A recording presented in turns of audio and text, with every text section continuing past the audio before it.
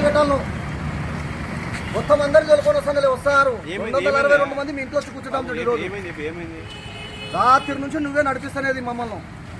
మా కుటుంబాలలో రోడ్డు మీద అవన్నీ కారణం కూడా నువ్వే.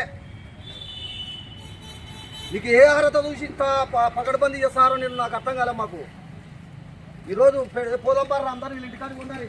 పని తీసుకున్నారినా చేపించుకున్నా. నువ్వు ఒక్కరిని కడుపు నింపుకో. మున్సిపాలిటీలో అందరు కడుపు కొట్టావు కదా కార్మికులకు. ఏ నాంద్ర అలా ఉండాలి. ఎవరికైనా పెట్టుకోండి. ఆయన నాకు కూడా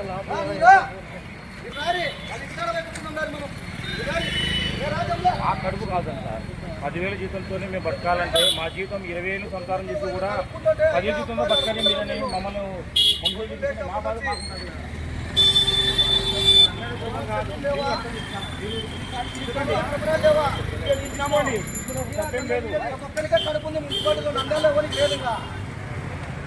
రాత్రి నుంచి కాళ్ళు మొక్కుతున్నాం కదా. ఇంకా కాళ్ళు మొక్కలా? ఏ రారా అందరు కాళ్ళు మొక్కుతాం. రాత్రి 2 గంటల నుంచి అన్నా ఇదన్నా విషయం అయినా విశ్వాసం లేదు కదమ్మా.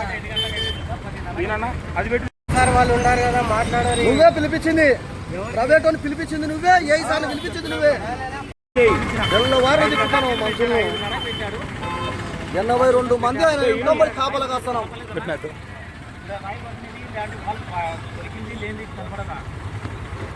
చెప్పాలి కదా. అప్పుడే చెప్పించుకోవచ్చు కదా. చెప్పించుకుంటే పెట్టాడు.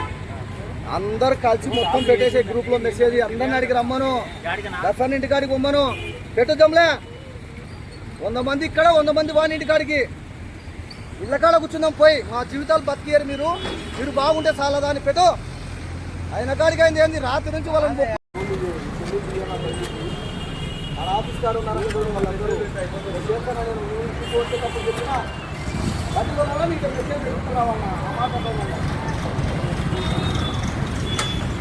షేక్ ఫోన్ చేయాలా?